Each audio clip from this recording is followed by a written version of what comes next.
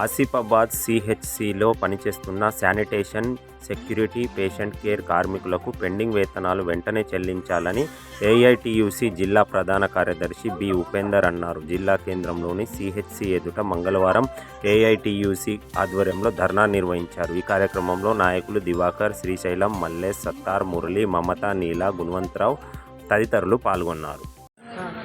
వైద్య విధాన పరిస్థితుల్లో పనిచేసినటువంటి శానిటేషన్, పేషెంట్ కేరు, ఇతర సిబ్బంది ఎవరైతే ఉన్నారో సుమారుగా 20-25 సంవత్సరాల నుంచి పనిచేస్తారు. మరి ఈ కొమరంభీం ఆసిఫాబాద్ జిల్లాలో ఉన్నటువంటి ఈ సిహెచ్సి హాస్పిటల్లో పనిచేసినటువంటి ఈ సిబ్బంది ఎవరైతే ఉన్నారో వీళ్ళందరూ కూడా గత 3 నెలల నుంచి కాంట్రాక్టర్ వేతనాలు చెల్లించకపోవడం వల్ల వీళ్ళ కుటుంబాలను పోషించుకోలేక అనేక ఇబ్బందులకు గురవుతున్నారు. ఎన్నిసార్లు మరి ఇక్కడ ఉన్నటువంటి అధికారులకు చెప్పినా, సూపరింటెండెంట్కి చెప్పినా, కాంట్రాక్టర్ గారికి చెప్పినా రేపు మాపు అంటున్నారు తప్ప వేతనాలు చెల్లించలేదు. ఈ జీతాలు రాకపోవడం వల్ల వీళ్ళ కుటుంబాలను పోషించుకోలేక అనేక ఇబ్బందులకు గురవుతున్నారు. ఈరోజు రాష్ట్ర వ్యాప్తంగా కూడా మరి అన్ని హాస్పిటల్ ముందు ఆందోళన కార్మికులు నిర్వహించడం జరిగింది. ఒకవేళ ఈరోజు సాయంత్రం వరకు గిట్ట వేతనాలు కూడా చెల్లించకుండా గిట్ట రేపటి నుండి విధులు బహిష్కరించి నిరసన తెలియజేస్తామని ఈ సందర్భంగా తెలియజేస్తున్నాం. అలాగే వీళ్ళకు ఈఎస్ఐ, పిఎఫ్ సౌకర్యం కల్పించాలని కూడా అది కూడా అంటే సగం ఫెసిలిటీ ఉంది. అలాగే వీళ్ళకు జీవో నెంబర్ 60 ప్రకారం వేతనాలు చెల్లించాలి.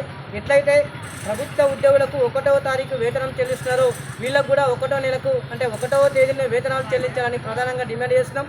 ఇటు విషయం మరి కలెక్టర్ గారి దృష్టికి, మళ్ళీ డిసిహెచ్ గారి దృష్టికి, సూపరింటెండెంట్ గారి దృష్టికి, ఈవీపీ కమిషనర్ అందరి దృష్టికి తీసుకుపోయినా కూడా ప్రభుత్వం నిధులు లేక కాంట్రాక్టర్లు చెప్పే విషయం ఏంటంటే మాకు బిల్స్ రావడం లేదు సరైన పీరియడ్లో. ఆ బిల్స్ రాకపోవడం వల్ల కార్మికులకు వేతనాలు చెల్లించడంలో మేము కూడా అంటే సఫరైతామని చెప్తున్నారు.